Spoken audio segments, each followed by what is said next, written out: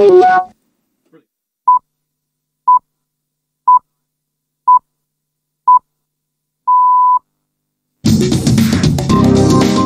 saha 10 n'igice ku isaha mpuzamakungu ya GMT, isaha 12 n'igice mu Rwanda no mu Burundi, muri kumwe na Florentine Kwizera.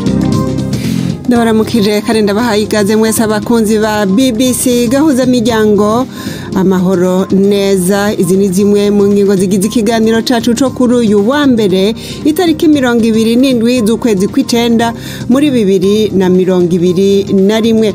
Ishirahamwe riharanira inyungu z'abaregera indici ku vyaha bijanye na jenoside yabaye mu Rwanda, Collectif des Parties Civiles, risaba Ubufaransa kudaha uburenganzira umuryango wa Colonel Bagosora bwo kumushingura mu Bufaransa.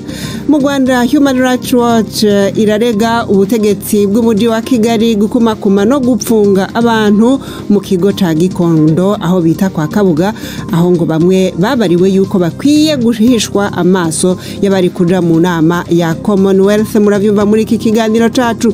Naho mu Burundi, ishirahamwe Oducom rihamagarira leta guha uburenganzira abanyagihugu bwo kwikingira COVID-19 cane cane mu kubacandaga. Tubafitiye n'amakuru y'inkino muri iki kiganiro gihagarikiwe na Jacques Nitegeka.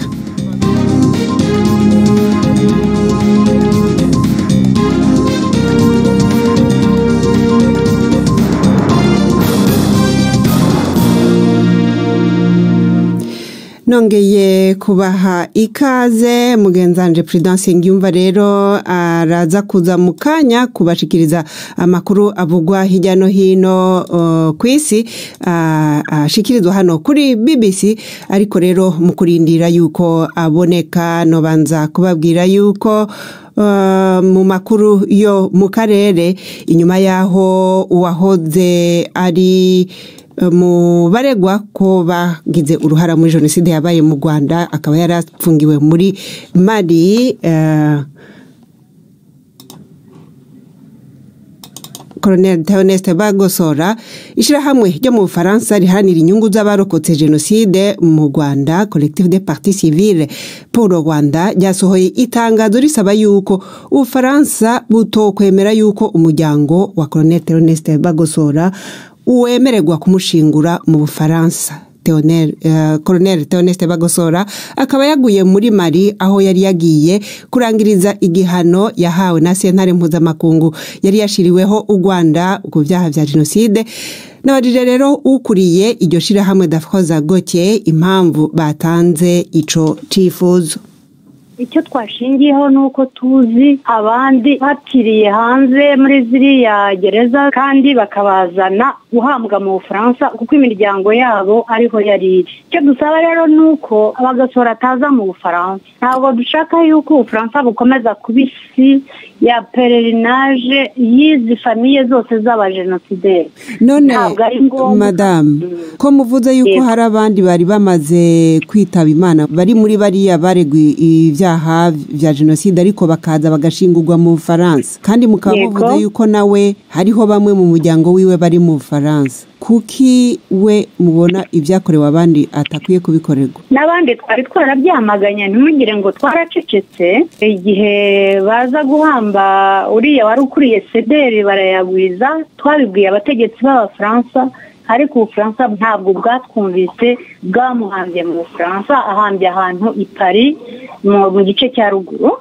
Undi muri 2018 wundi wari umuririmbyi Bikinde nawe twarabivuze ko tutifuzaga yuko aza nawe ngo Ubufaransa bukomeze bube aho basa nkaho bagiye gusenga i Roma cyangwa gusenga i Lourdes, bakomeze batuzanire. Twarabivuze. None rero impamvu twavuze ibi ni ukuvuga yuko ntabwo twifuza yuko Bagosora nawe aza hari.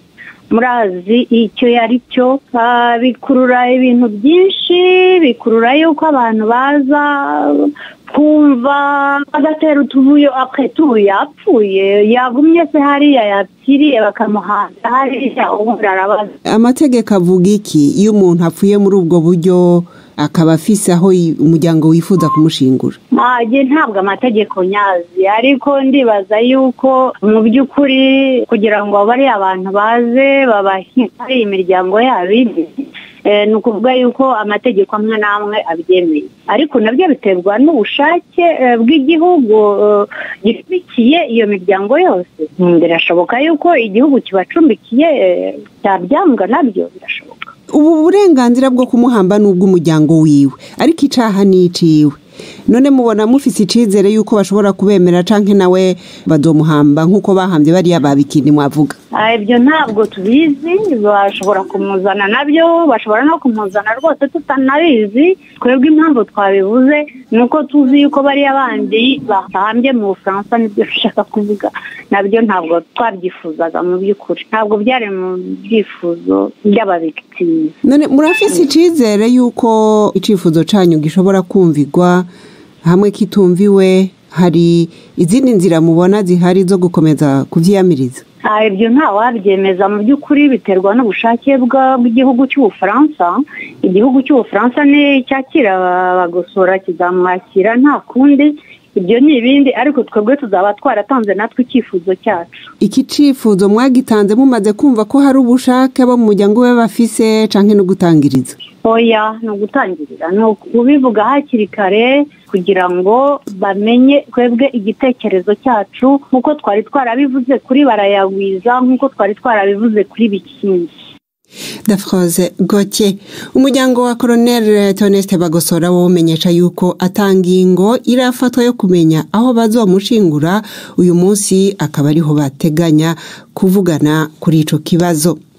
Dutandukire ku makuru yerekeye Burundi, ahishira hamwe ryaricinze kugwanya ibiturire no gusesagura itunga ry'igihugu mu Burundi, Oducom risaba leta y'ico gihugu rishimitse guha uburenganzira n'uburyo abanyagihugu bwo kwikingira ikiza ca COVID-19.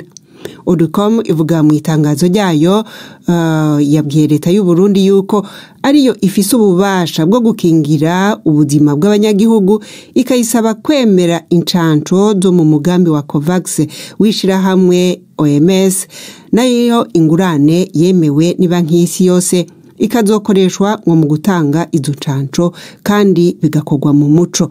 Nabajije umukuru wa Oducom Gabriel Rufyiri impamvu abona yuko ingingo zimaze gufatwa mu gihugu leta y'u Burundi yafashe kugeza ubu zidahagije. Muravye mu itangazo twasohoye, leta twanayishimiye ingingo imaze gufata. Twavuze ko ingingo yafashe ari nziza kandi tuzishigikiye, arico gituma twayishimiye. Ikigira kabiri, tuvuga tuti ingingo zafashwe ntizikurikizwa, leta ikwiye gufata ingingo zituma izo ngingo zikurikizwa. Izo ngingo zo bari izihe zotuma ingingo zikurikizwa? Na mande niki? Amanda agomba kujamo kubananiranye, mugabo nabivuze izo ngingo zonyene ntizikwiye kuko mwe mwavuze ibyo gupima, barabapima nivyo, mugabo baguma bahura abantu n'abandi. Ingingo yonyene uno munsi maze kubona ko ishobora gufasha gusumba izindi ngingo zose ni ingingo ijanye no gucandaga abanyagihugu hamwe no kwambara agafukamunwa n'ibijanye nuko abantu benshi bahura bidakenewe. Ivyo ibihugu vyarabiciyemwo birabirengana, hari habiyugaranye baramara imisi, ariko ngira ngo vyaturuka ku biharuro babona biri mu gihugu. Uburundi ngira babona hataragira yuko bafata ingingo nka bene izo zo kuyugarana. Mu Kirundi baca umugani ngo wanka ushaka gukira ingwara arayirata, nta muntu ahisha umwosi nziri kwirasha. Nukuri jewe ndasemereye iyi ngwara bayifate ko ari ingwara yikiza kandi barabivuga, mugo bafata ingingo bijanye. Ndabisubiyemo ingingo bijanye no gucandaga abanyagihugu, narijya gucandaga ari kuri gusa. Uno munsi amakungu yaremeye gufatanya n'ibihugu bikenye, abarundi leta y'u Burundi nifata ingingo mu by'ukuri. None incanco Uburundi bumaze kwemererwa zoba zarashitse mu gihugu, mwebwe mutohoza burazifise bukanka kuzitanga canke buracari mu muhango? Eka ngo buri mu muhango ntazirashika. Murabizi neza yuko na ya programme COVAX ya OMS baremeye kubaha incanca. Amakuru dufise mugabo leta yaranse kuvyakira kubera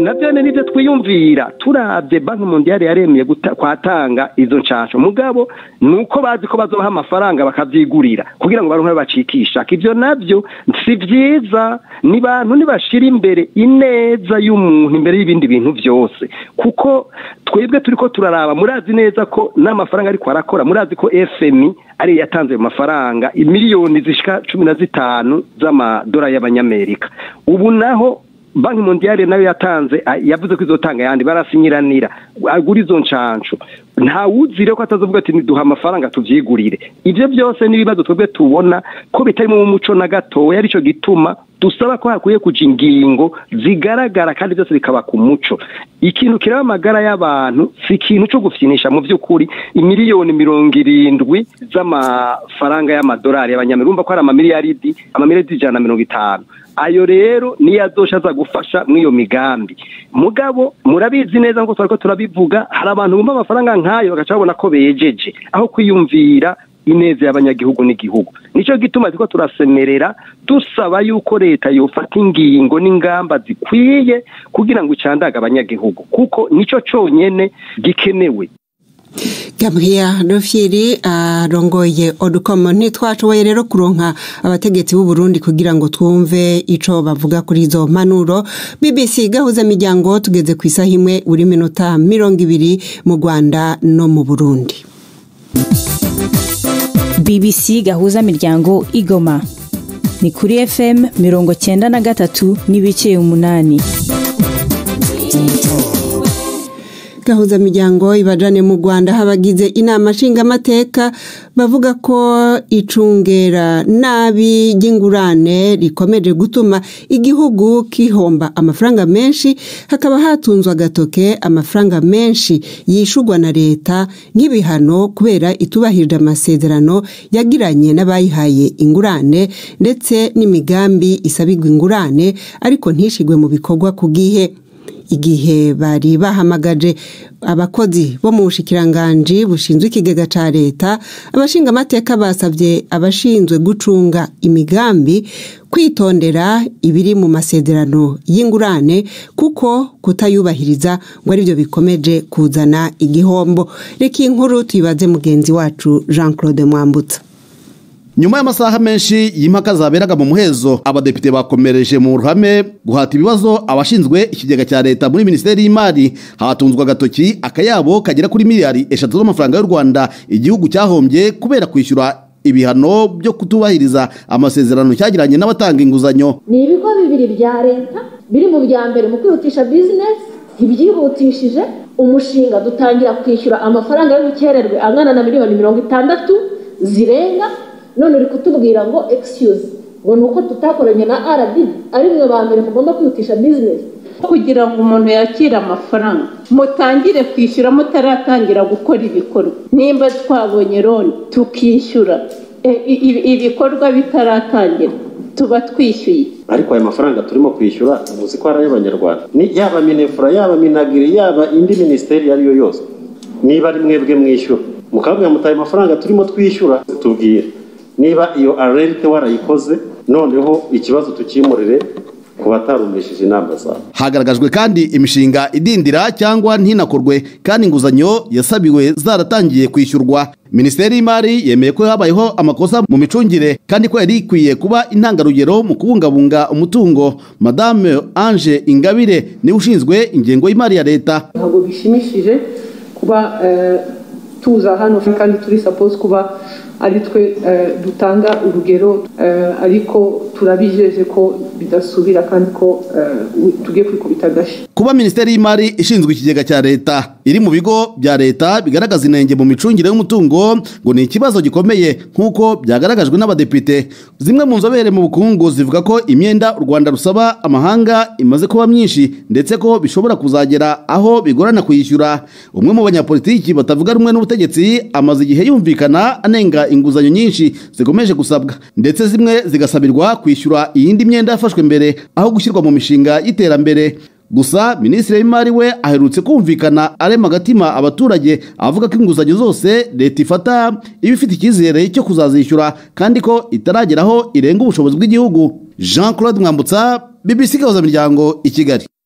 arakoze Jean Claude Mwambutsa. Turakomeza n'ibiganiro vya BBC gahuza miryango. Tubanze tubahonje rero kurunana guhejo.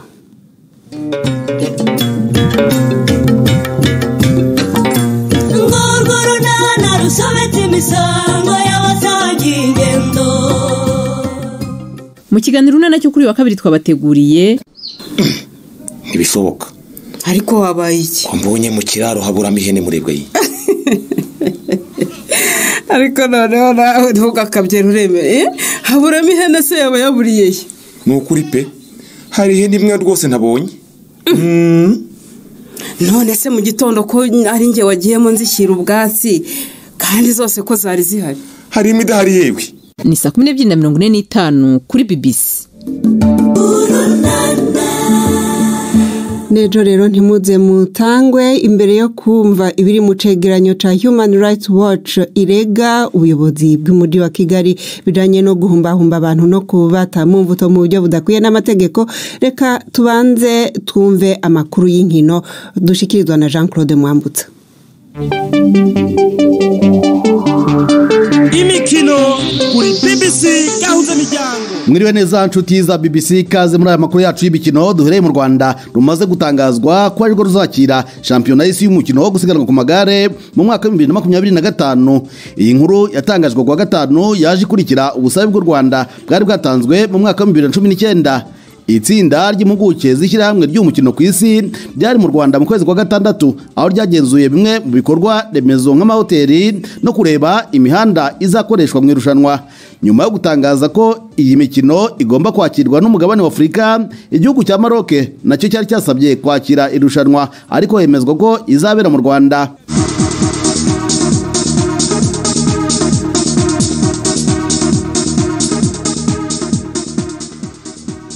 Mu mupira w'amaguru ikipe y'u Rwanda y'abagore igomba kwerekeza mu gihugu cya Ethiopia, aho izakina umukino wo kwishyura ishakisha itike y'imikino ya nyuma y'igikombe cy'isi kizakinirwa muri Costa Rica. Iyi kipe y'abatarengeje imyaka 20 isa n'izajya gukina izi neza ko itazakomeza nyuma yaho Ethiopia inyagiye isanze i Kigali ibitego 4-0. Gutsindwa kw'iyi kipe birasa n'ibitaratunguye benshi kuko uretse kuba Covid yarahagaritse imikino yose, shampiyona y'igihugu y'abagore mu Rwanda isa n'itabaho.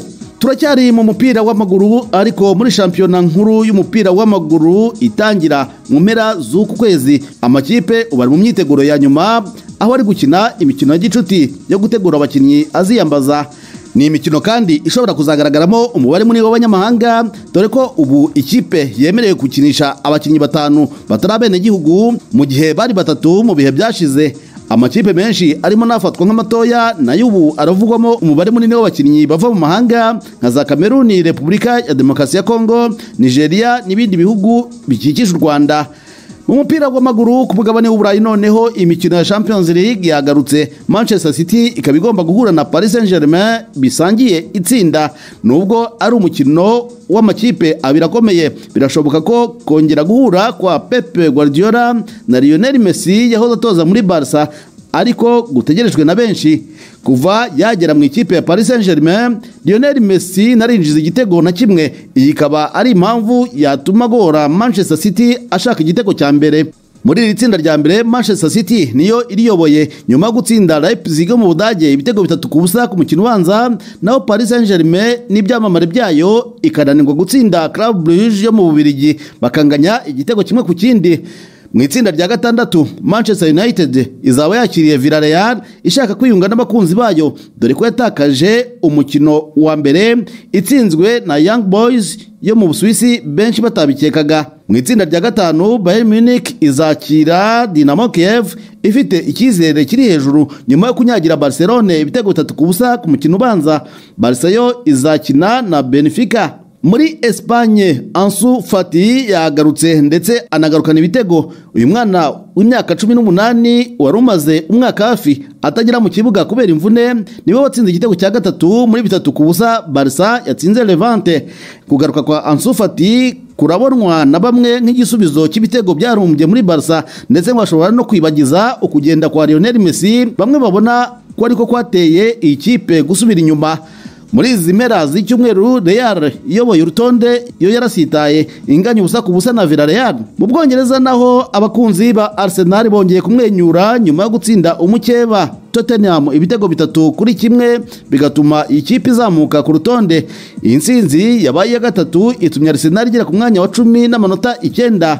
Mu mukino wa tenisi umuyapanikazi Naomi Osaka yatangaje ko agiye kugaruka mu kibuga nyuma yo kunanirwa kugumana irushanwa rya US Open yari yegukanye ubushize. Naomi Osaka imyaka 23 yaraherutse kwikura mu irushanwa rya French Open nyuma yo kushyamirana n'itangazamakuru yanga kwitabira ibiganiro bya mbere na nyuma y'imikino.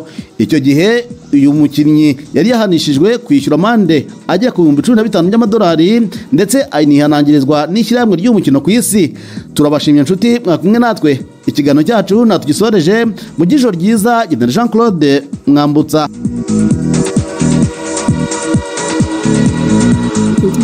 Arakoze Jean Claude Mwambutsa. Tugaruke kuri ya nkuru nababwira yerekeye icegeranyo icishirahamwe iharanira agateka kazina muntu Human Rights Watch ryasohoye ryemeza yuko u Rwanda rukomeza kwegeranya no gufunga abantu ku buryo budaciye mu mategeko cane cane mu mugwa mukuru Kigali.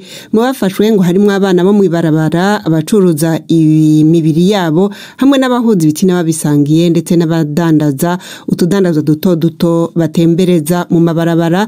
Bakavuga yuko ngo bapfungiwe ku kigo ca Gikondo benshi bita kwa Kabuga. Ibi bikorwa byo kwegeranya abo bita abiyerereza ngo vyakozwe cane cane mu gihe hitegurirwa inama y'ibihugu bihurikiye mu muryango w'ibihugu vyahoze bitwagwa n'Ubwongereza n'ivyo bicuditse Commonwealth. Human Rights Watch kemeza yuko yasavye mu bushikiranganje bw'ubutungane uburenganzira bwo gushika Gikondo n'ibindi bigo bifungirwamwe abantu, ndetse igasaba leta n'ingingo yoba yarafashe mu gutorera umuti ikibazo c'abo bantu bato bato bahohoterwa, ariko rero ngo ntiyaronse inyishu. Navuganye n'umuvugizi wa Human Rights Watch ku ruhande rwa Africa Lewis Maj ambwira yuko atari ubwa mbere bakora icegeranyo ku bibera kwa Kabuga, kandi ngo bino bafise impamvu babikoze kuko bashaka guha ubutumwa abari bagenewe kwitabira inama ya Commonwealth. Well, we've been doing research on Kwa Kabuga for a number of years. Tumaze imyaka itari mike dukora amatohoza kuri Kwa Kabuga ku bantu batubwiye yuko begeranijwe bagafungwa imbere y'inama ya Commonwealth mu nyuma yabo yonguruzwa itariki nkuko muvyibuka. Ibiganiro twabikoze hagati y'ukwezi kwa 4 gushika mu kwezi kwa 6 uyu mwaka. Batubwiye ko begeranijwe baja gufungwa kubera iyo nama. Bamwe bakavuga yuko ico gihe babwiwe ataguca hirya ko bagomba gufungwa kubera iyo nama ya Commonwealth. Leta ikaba yasa nuko yashaka gukubura kugira ngo irabe aho ibanyegeza mu gihe c'inama kugira ntihagire ubabona. Ngo kugira ntibaboneke mwasanze ari bande batumberwa muri uko gufatwa? The people that are held in Kwa Kabuga are really abantu bafungiye Kwa Kabuga benshi n'abantu b'intege nke kandi bameze nk'abatagira ikibanza mu kibano. Benshi n'abantu bo mwibarabara, abatembereza ibicuruzwa, abantu bakora mu masoko atemewe. Twaravuganye kandi n'abantu bafise inyifato mpuzabitsina itamenyerewe nabo nyene bafunzwe. Benshi atari kubera amategeko ahubwo kubera ukuremerwa mu kibano, ugasanga birukanywe. Abo bose bakavuga ko babwiwe igihe bari bafunzwe yuko hari kubera batagaragaza umuco nyarwanda. They were told while in detention that they were not reflecting Rwandan values. Uvuga yuko mutagira uburenganzira bwo kubonana n'abapfunzwe, none ibi mwabibwiwe nande? Ninde abaha amakuru y'ibibera Kwa Kabuga? We spoke with for this report we did speak with former detainees. Oya kuri iki cegeranyo twaravuganye n'abigeze gufungwa. Ico bamenya nuko nanje ubwanje nirukanywe mu Rwanda mu 2018. U Rwanda n'ubu ni igihugu kigoye cyane aho bitoroshe ko abantu bavugisha ishirahamwe nka Human Rights Watch. Ariko kuri iki cegeranyo rero twaravuganye n'abahora bafunzwe, tuzobandanya kuvugana, ariko ntituvugana buri gihe ku buryo byoduha kumenya igitigiri nyaco c'abahafungiwe. Numbers of people who are held in detention on a constant basis. That was the point I was trying to make. Human Rights Watch nta muntu ifise ku rubuga, murumva rero ko muhabwa amakuru na bene gufatwa. Well, Human Rights Watch always relies on information given from the victims. I mean Human Rights Watch yamigendera ku makuru ihabwa n'ababa barahuye n'ikibazo. Iryo ni ryo shingiro ry'ibikorwa byacu. Mu Rwanda tuhakorera kuva kera. Twahashinze ibiro mu 1993 imbere ya jenoside i Butare. Ariko rero twahavuye tugira ibyago byo kugarwa, ariko tubandanye dufise abantu benshi dukorana mu gihugu, abantu tubandanye tuvugana. None ibyo bene gufatwa ubwabo baba bivugiye mushobora kuvyizera gute? Dukora ibintu bishobora kwizerwa kuko uwo wese tuvugana turaheza tugaca mu zindi nzira nyinshi kugira duhinyuze ivyo aba yatubwiye. Lewis Marge twagerageje rero kurondera abategetsi b'umujyi wa Kigali kugira ngo twumve ico bavuga kuri ico cegeranyo ca Human Rights Watch ntivyashobora kudukundira.